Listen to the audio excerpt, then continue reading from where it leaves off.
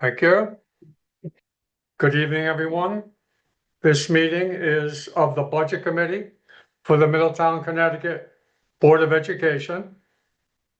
It is September 15th, 2025, and the meeting will be called to order at 5:38.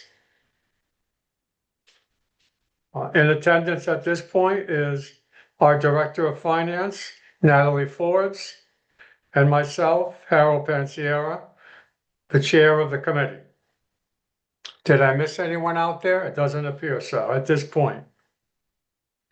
The first item on the agenda was going to be the approval of the minutes from May 12th, 2025. But because I'm the only board member here at this point, I will table this motion until either later in this meeting or at the next meeting. The next item on the agenda will be a review of the financials and the transfers since the beginning of the fiscal year. Highlights of some of those will be given to us now by Natalie Forbes, the Director of Finance. Thank you, Mr. Pansiera. In relation to our financials for the month of September, we're very early on in the year, and financials are proceeding as we would anticipate. There are a couple of items just to bring to attention. On page 1, we have 51200, which is in the classified salaries. This is salaries of seasonal temps. We can see that the majority of the funds under this appropriation and those expended are $49,675.02 have been spent. Majorly, these monies were spent in preparing the Kegwin School building for occupation and summer seasonal work on our buildings throughout the district. This is a little higher than we would have anticipated, but the needs were in the preparation of the buildings. I might add the work at Kegwin was very well done, and we're very pleased with the state. It was timely also, Natalie. The way it was done in a timely manner was very impressive. Absolutely. Another expense that was unanticipated is on page 3 of the financials. This is transportation summer under line 55105. You'll see that there's a negative on that line of $17,296.11. And this is attributed to transport costs for our ESY, that's our summer program for special education. As we know, we are not able to fully anticipate costs and needs of students in advance. And it could be special busing for an individual child, special small buses, and so forth. So that line is over commensurate to the needs of the students. We see another line in deficit, just a few lines below the summer transport, that is communications telephone. It's a little early to be projecting the balance, and you see we have still $116,905 encumbered. So we still have a substantial amount of money in the bank, but just based on usage, we anticipate there may be a small deficit there at the end of the year. Natalie, could you please repeat the number on that? Yes, thank you. The number is 55300, communications telephone. Communications telephone. Okay. Page 3. It's a little, about 2/3 of the way down the page. Okay. Then I'm going over to page 4. You'll see, interestingly, a projected surplus under natural gas. It's based on the numbers that we have now. We are looking into it. There was a period of time after Beeman was completed whereby the costs for the Park and Rec Center and the costs for Beaman were not yet delineated. That has since been taken care of rather recently in the last financial year. And so some of the utility expenses, we can't compare apples to apples. So this could be one of the reasons, although we are looking into this. So just to bring that to attention. So it's clear to me, Natalie, please, that being able to separate the accounts, We have now been able to separate and all the therefore utility accounts. it appears to lead to a surplus, or a deficit. A surplus at this Okay. time, and that is line 56210, natural gas on page 4. But we are looking more into it because it's a large number. So we're trying to get more information on that.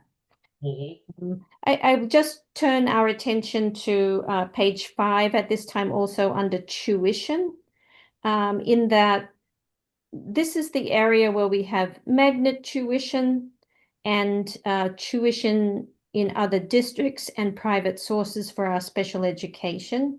I just want to bring to attention that it's a little early to tell right now. Numbers are not finalized, and we have not received final numbers either for magnet tuition or tuition at some of these other out-of-district and private sources. So we will be getting more information as contracts are finalized for individual students for the year.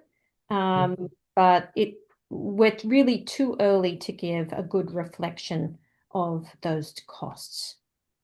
Okay. I'd be very happy to answer any questions about this report. I do have a couple I would like to ask. Yeah. Page 1, Yes. why is there no appropriated money for salaries for class coverage? 51921? Yes, because that cost has moved to the Alliance grant. Okay. The other one, next one, I should say, page 2, Yes. 53010. I don't think you commented on this, did you? Purchase professional services, no. Right, so you've already spent 12,000 of the 16 that's been appropriated. So that It just seems quick to take that much money. Was there something unexpected in that item? so that line, the total of $16,350 is anticipated as a purchase service for the health advisor from Middlesex Health to support special education and health consulting needs. So basically, we know what the contract amount is in total. We've spent $3,999.99 to date. And the 12,000 is encumbered for the rest of the year based on the known contract amount. So we're actually anticipating that by the end of the year, there would be $350 surplus on that line. So it's a single contract. If on page 3, Natalie, number 54411, 5. water and sewer, Yes. I have the same question. It looks like a high percentage has already been used up. Is that correct? So what we did here was we encumbered so the expenditures are just the 5,776 and 17 cents. That's to date. And we anticipate the full amount will be spent. So we encumbered the remaining amount, the 119,885 and 83 cents. We encumbered that because we anticipate spending the entire amount of the funding. Just for my clarification, why did you choose to encumber that particular one? Is it because of your projections of what you think? Yes, it's because based on historical spending, we anticipate that the full amount will become encumbered. Also, when we encumber the amount, there's a different way of paying as the invoices come in monthly because it's already encumbered. They're processed in a different way. They don't have to go through a multi-step approval. The amounts are low and it's an anticipated expense. Who determines whether an amount is encumbered? Is it you as the director of finance? I guess I'm trying to understand why, for instance, the other one is page 3, 54421, Page 3, 5, 4. 4421 disposal. I think these are services that are known. They're utility and services that are known. And so Okay.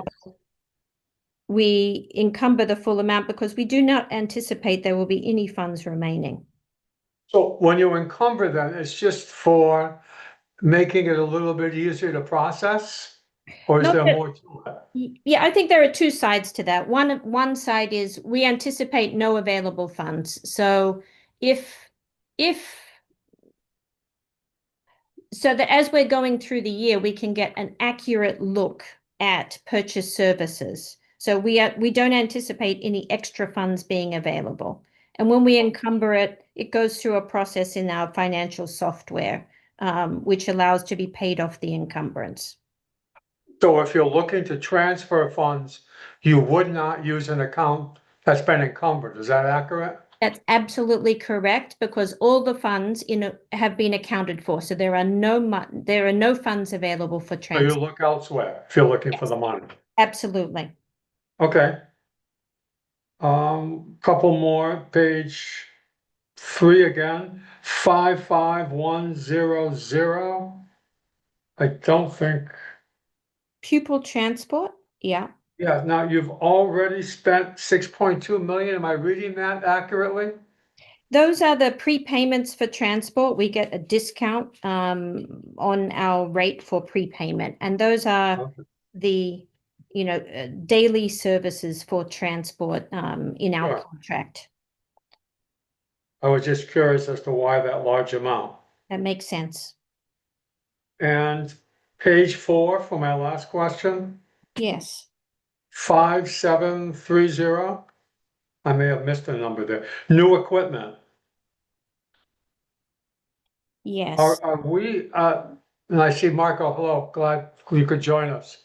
Uh, are we purchasing a new truck for helping either transporting deliveries from one school to another or for any other purpose? Marco, do you know if we're purchasing a new truck? Uh, there was a plan on purchasing a new vehicle. I don't think we've made a decision on that yet. So it's still possible then, that would happen? It depends on the funds and Sure, other issues within the district that might take priority. okay, Yeah, thank I you. agree with Marco. Usually we do not spend money on vehicles until the end of the year because we do not know what unanticipated needs will arise. That's Okay, correct. very good.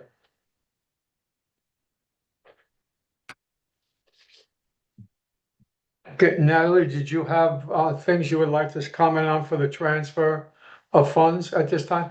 I think at a high level, the transfer of funds, basically we've started out the year with a mindset throughout the district, whereby our budgeting is very tight and we all have to have responsibility for our funds, and that we need to work within the parameter of the budget that is at our school, at our department, or so forth. If special needs arise, they will be heard and addressed, but we are having monthly meetings with every principal, every director, and quarterly meetings with our department heads. It's been welcomed on the part of our district-wide administrators and staff, and we have created a very open and communicative rapport And we've been able to work strategically to address some needs as they arose, and also just bring a deeper understanding of our budgets and what they apply to, which is something new, especially for new principals and staff. But I'll just say that district-wide, this has proven to be a popular system, and it's reaping benefits on both sides, both for your finance department understanding the needs of the locations, and for administrators understanding the parameters of their budget. So I'm very, very pleased with progress to date. Sounds So very positive. yes, Yep. thank you. So in relation to transfers, if, for example, a department needed to do some overtime that wasn't within their budget, then they have requested a transfer of funds from another line, perhaps supplies, so that those lines are balanced out and we don't have negatives on the lines. So there are a lot of transfers. For the most part, I would say that they refer to just an understanding of the budget or a shift in needs of different services or supplies. You will see, for example, we talked about the $17,000 in round numbers that was needed for the summer special education transport. You'll see that reflected here, that we have requested a transfer within the lines to accommodate that. So even from month 1 of the school year, lines are in balance. We're not seeing things with overages beyond it. These transfers put us in balance for the beginning of the year. If there were Go any ahead, in please. particular that you'd like to have me speak to, I brought all the reports. Yeah, there are just some things I would like cleared up, please, now. Yes. I'm going to refer to the dates on those, 8/20/25. I think you've already spoke to the projected deficit in the telephone account, correct? Yes, Did you speak to that already? I did. Okay. Next will be September 3rd, 25, the transportation of the homeless. Okay. We're going to need a $250,000 is your projection in order to cover those costs? Yes, because sometimes we're transporting our homeless students beyond Middletown to other locations and having them come into Middletown. So we anticipate at this time, based on reports that we've received, that there would be additional costs, additional funds needed to support those costs. You know offhand if that's an increase from last year or approximately, you don't have to look it up now. Yeah, I But don't. it don't. just seems high to me, but I'll get back to that at a later date. Okay. Also on the 3rd of September, a literacy para becomes an academic interventionist. Yes, so Okay, so money was transferred for a pay increase for that para, I'm assuming? it would be that the position is a little more expensive. But for example, within a budget, a principal can decide that an interventionist is needed based on the students who have arrived at the school, who sometimes we can't anticipate. They're not always children who move up from the prior grade. So it's all based on student needs. And so a principal could give up some supply money in order to add money to increase a staff position. It could be that we need additional paras for children who have IEPs or special plans that are needed, and we needed a different category or class of staff person to support those student needs. Okay, I'll also, my other question had to do with this particular position, the qualifications of the para. but I'll wait and ask that of Dr. Matos and Okay, Colleen when I see her. thank you. 9/8/25, Okay. what caused the deficit for the convocation? Do you know offhand? I do. We had projected $7,500 for the convocation, and we Uh-huh. were going to run it on a virtual model, but it was determined with input from our board that the in-person model would be desired. And so that even though we got some discounted rates for the speaker, we still had to then add transport costs to allow people to attend in person. Mind you, we did not have 100% of staff at the convocation because the auditorium only holds approximately 700 people. And all remaining staff in buildings were able to access via a virtual link so that they could also be part of convocation, but directly from their buildings. Okay. On the 11th of September, just so it's clear what this means, a transfer to cover negative expenditure. Okay. Could you tell me which department that was? I have it by date. Do you have as the one that was sent to us?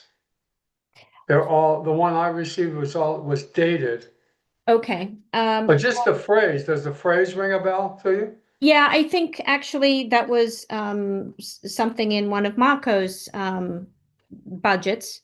And it really is just saying that something that was purchased was more expensive than anticipated, and the transfer takes place in order to cover that slightly more expensive good or service. Okay, that's fine. Again, we're asking people within their budget. You're seeing a lot of transfers within your budget. If you have a line with a negative, you must do a transfer to cover that, even right now at the beginning of the year. Last one for me is on page 5, September 8th. Okay. A transfer of 160,000 to cover sub sports. Does that ring any bells?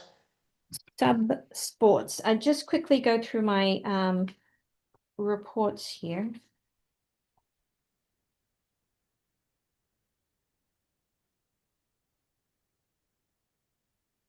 Sub sports.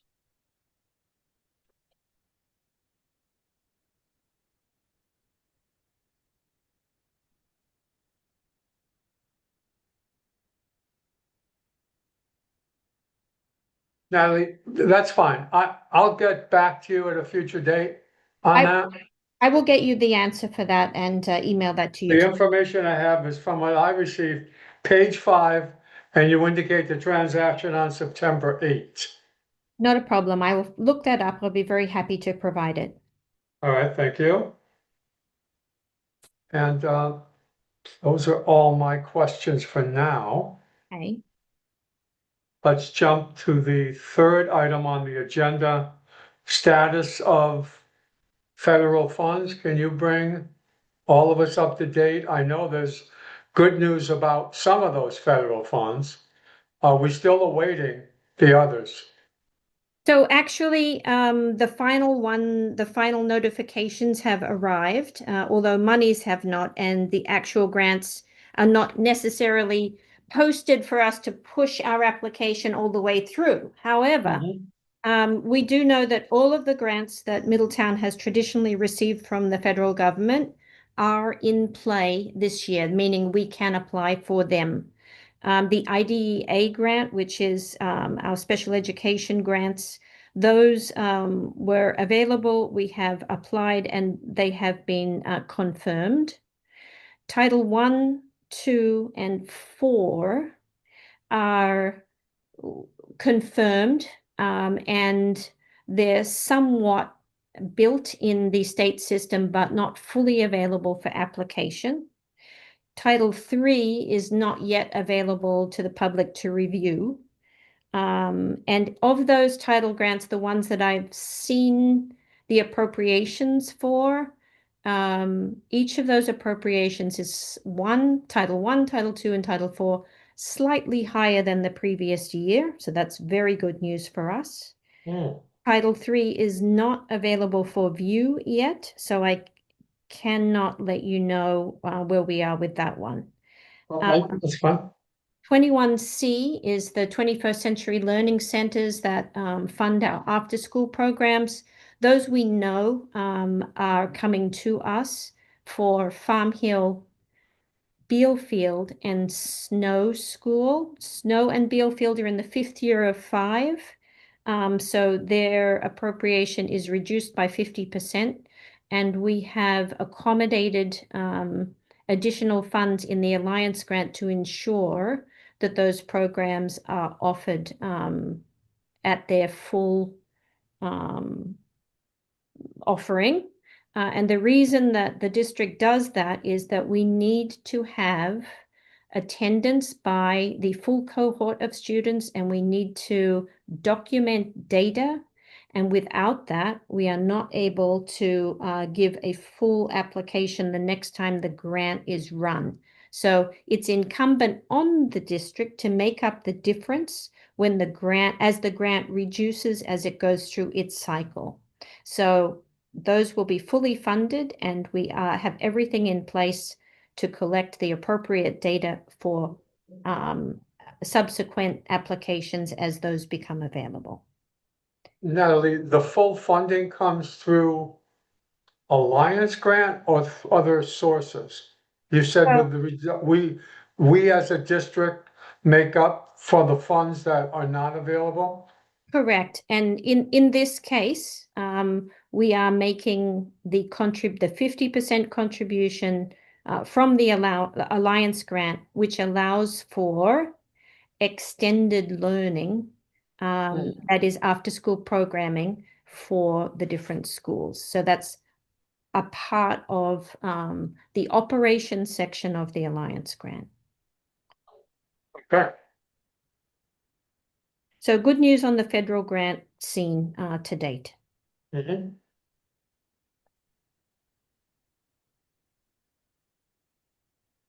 Okay, if you would, on the next budget item, could you highlight some of the mitigations that took place and were finalized in late June, please? Yes, the Finance Department, of course, followed the direction of the board at its last meeting, creating the final budget. A couple of the items which were very important to the board and the community were the reinstatement of the STEM position at McDonough, the STEM teacher position at McDonough Elementary. That has been reinstated, and the individual started the year. The reinstatement of the aerospace position at the high school. I did want to report on that about a week before school started, the aerospace lab teacher resigned, moving to another district. And at that time, the aerospace virtual reality lab and the aerospace manufacturing lab programming was combined, in that the remaining teacher, Dr. Boyd, is teaching both sides, both lab courses. So he has, I believe it's 5 courses that he is teaching, and one of those accommodates all of the students for the manufacturing lab course. So this actually had been, interestingly, the plan that Mr. Pelletier had brought forward before his passing. So importantly, though, no students have been affected. All students have the opportunity to do both sets of courses. Okay, I'll also speak to the grants position. We have advertised the grants position and we held interviews. 2 finalists were selected, but unfortunately, neither of those finalists accepted the position. We offered it to one and then the other, and that was due in their reporting back to us to the level of compensation. Individually, their current compensation was $15,000 greater than the offering, and the second person was $30,000 greater than the offering. So unfortunately, we lost out on 2 excellent candidates just due to the recompense. The position will be reposted, and we hope to secure a grants coordinator in the near future. Other than that, I suppose one of the most important things to understand is when the board reinstated certain positions and so forth, there was a gap in funding, and so the way we were able to achieve that was a reduction in the benefits line from both health and dental in order to completely balance out the re-entry of those couple of positions. Natalie, if you could, again, to clarify, a reduction in the benefits line, is that A slight what you're saying? reduction, yes, a slight reduction in the benefits line, health. How and does that work now? When you say that's been reduced, just for certain people or just certain groups Well, or everyone? we don't reduce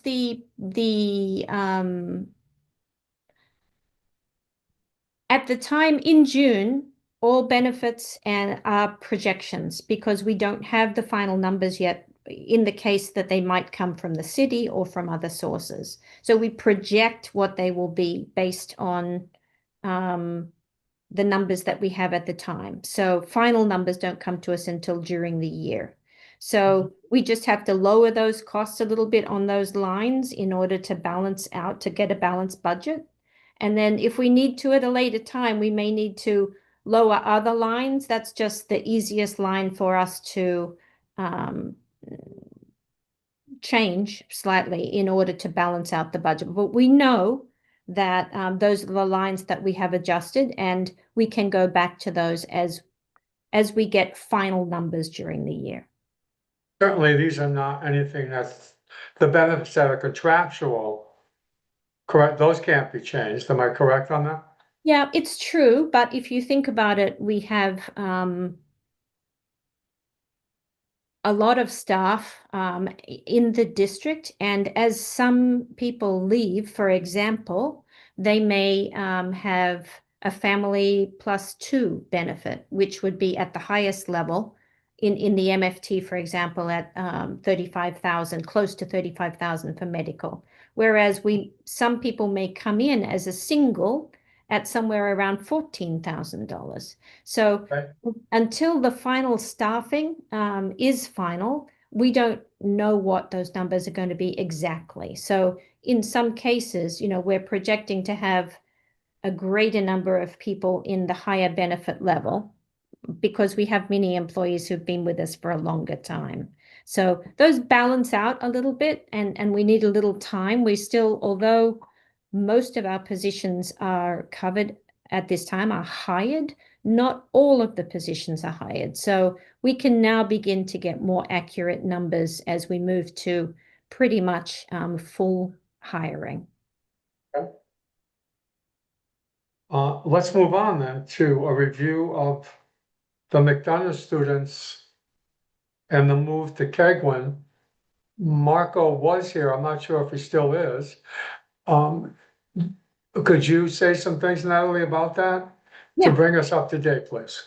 So I think that the costs for the move from McDonough to Kegwin is principally a part of the McDonough renovation and extension project. So the move took place. Mr. Gaylord, our Director of Facilities, did oversee all of those moves, working closely with the teachers and administrators at McDonough.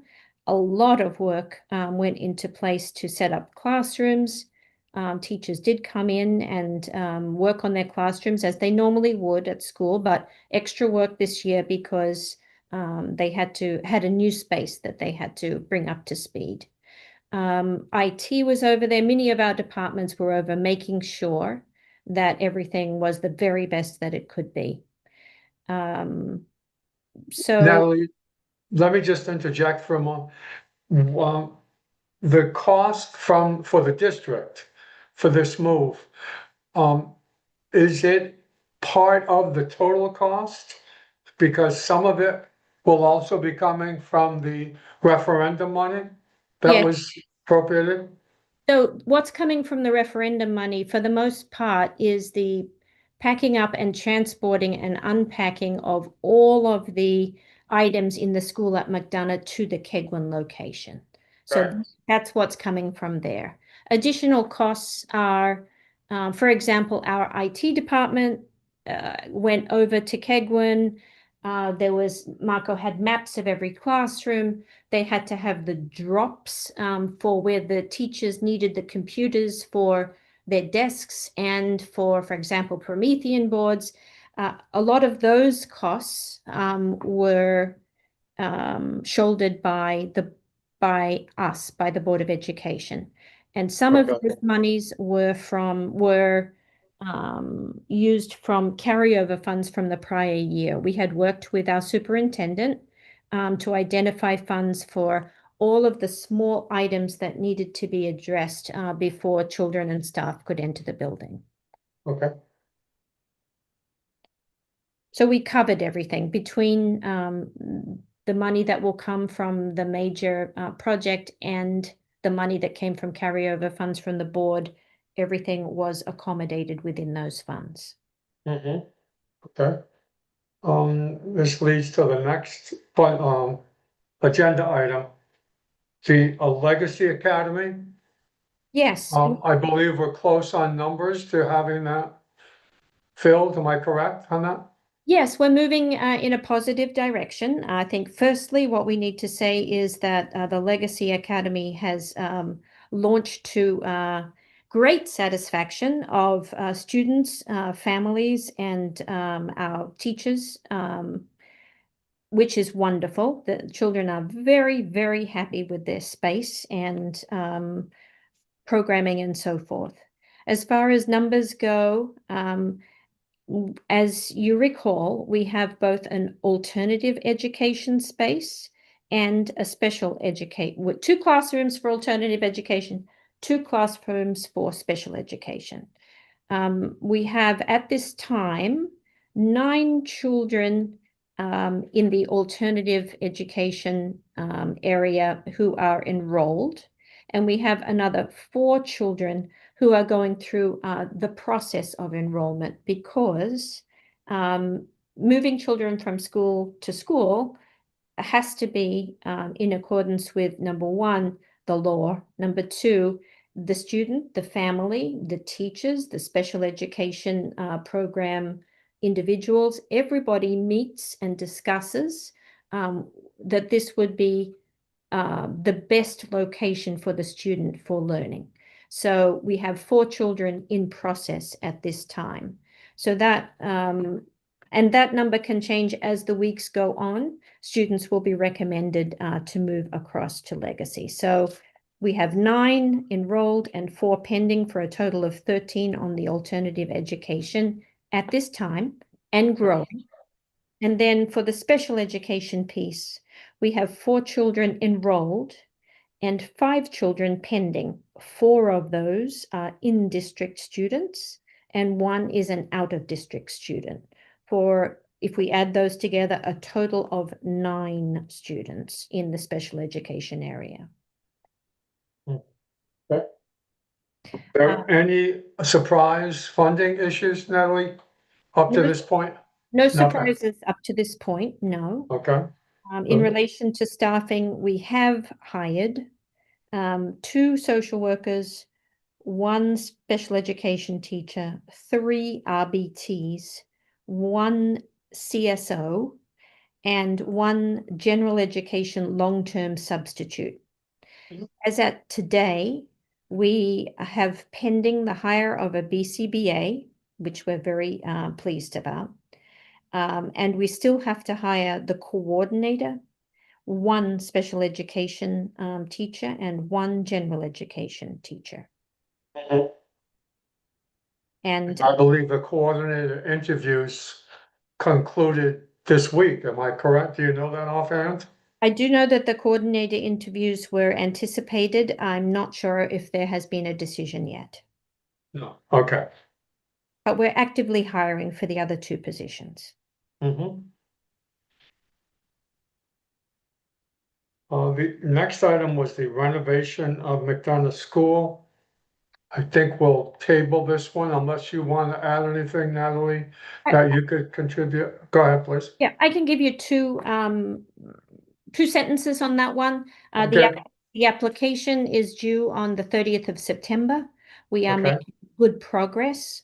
We've been working closely with the state and with the architects and various people to bring together the appropriate documents for submission.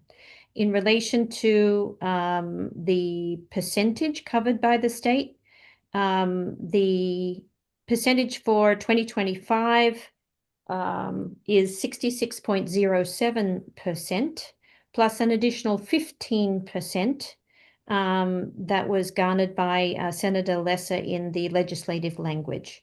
So assuming that everything is in order and the grant is awarded, the total percentage would be of reimbursement would be 81.07%. It's for us. I'm sorry, I beg your pardon? Said very good news for us. Yes, yes, yes. Okay, the next item, if you would, is an addition. I don't know if it's on your agenda or Dr. Matos mentioned it, but there was a surprise announcement from the state regarding adult education funding. If you could just review what went on in order to cover that, please. Yes, so the surprise announcement from the state was that it was going to reduce its, so in relation to that grant, there is, of the total amount, there is a percentage that the state provides and a percentage that the LEA, the local educational organization, is required to provide. What occurred was that the state said, this year, on a one-off basis, we need to reduce our contribution to you by 12.85%. And so, meaning your contribution has to increase to accommodate that amount of money. And so, Mr. D'Amato, who leads our adult education program, was immediately on that, working with the finance department. And Dr. Matos, we have had several discussions and continue to do so about how we will fulfill that requirement, which, if I'm not mistaken, is $177,000 that we're required to provide as an increase. So we're looking at many different opportunities. Reduction in costs has already begun, and we have several meetings set up to work out how to accommodate that need. But we are on it, so to speak. And at this time, I believe we have various strategies that will result in us being able to fill the gap.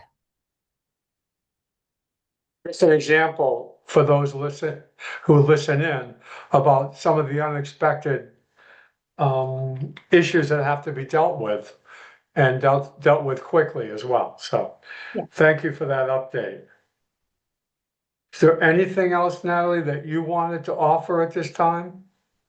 No, not at this time. I think at this time, our budget is progressing as we would anticipate with no major, except for this adult education item that you brought forward, Mr. Pansiera, no major unanticipated changes.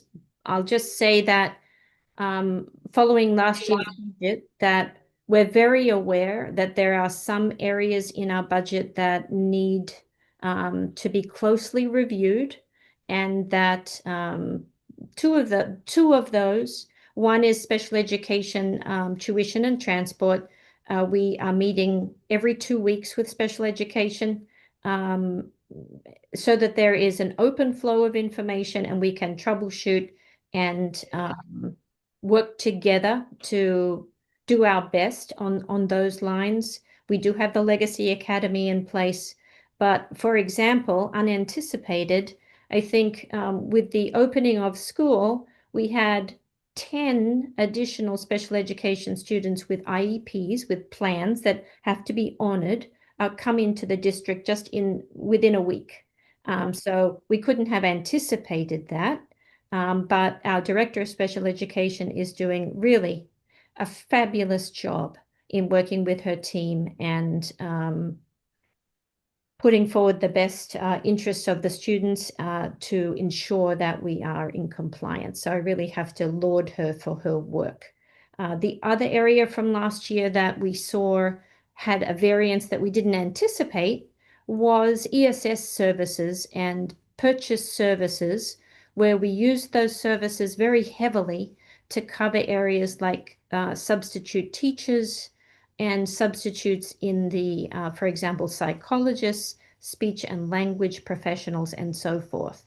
And so in our principal meetings, we have put some guidelines in place for those needs. We have made principals aware of their budget within that area, and we continue to work with them to refine those substitutes, in addition to working with our HR department, because perhaps last year those services provided substitutes, but this year our HR department, as we track these things very closely, will be able to see the need, for example, to hire a long-term sub or such. So what I'm really sharing with you is we looked at the areas from last year's budget where there was the most unanticipated need for funds, and we have set in place strategies to very much be on top of, to understand, and to be able to react and put new strategies in place as we move through the year with collaboration from our departments. Proactive, very much so. Just one final comment for me. You mentioned that we're taking a student from out of district as part of our special education program.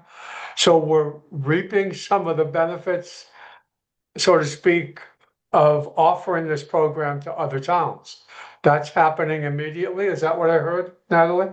So just a little variation on that, in that what we're doing is some of our students who have been outplaced out of our district, in particular, that one is coming back into our district. So we're no longer paying for the out-of-town transport nor the out-of-town tuition. And indeed, so we are reaping the benefit there significantly. I also did want to report, since I am meeting very regularly with the Director of Pupil Services and Special Education, that at the end of, we have brought back a student to the elementary school level and a student to the middle school level from out of district placement. Those children have come back into our district. So that's a significant savings for the district, but also a benefit for the students because they're back in their own town. We have services in place for them to be with their peers and to be well cared for. So I'm very pleased with that. And then another student who we had on that roster has exited the program. So, however, as you know, Mr. Pansiera, these things can change from month to month. And so we just keep an eye and do our very best, as is required of us, of course, to follow the law and give these students the very best education that Middletown can offer. It's very, very good to hear that this is progressing as quickly and as smoothly as we hoped it would. Yeah. And as far as bringing students in and having them pay tuition, that's probably a year away before that can be finalized. Yes, absolutely. And I think probably principally that will occur once the McDonough students move out of the Kegwin building, because there are 16 classrooms at Kegwin. And so we're occupying 4 of those at this time. When they move back to their new school, we will be able to expand the program beyond the 4 classrooms.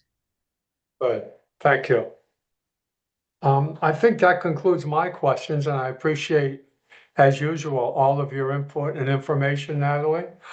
I don't see anyone else on board tonight, so I'm hoping people will certainly replay this to get this up-to-date information. So I want to call this meeting to conclusion. It's at 6:29 p.m. Have a good evening, Natalie, and I will see you probably tomorrow night. You can count on that. All right. Okay. Thank you so much.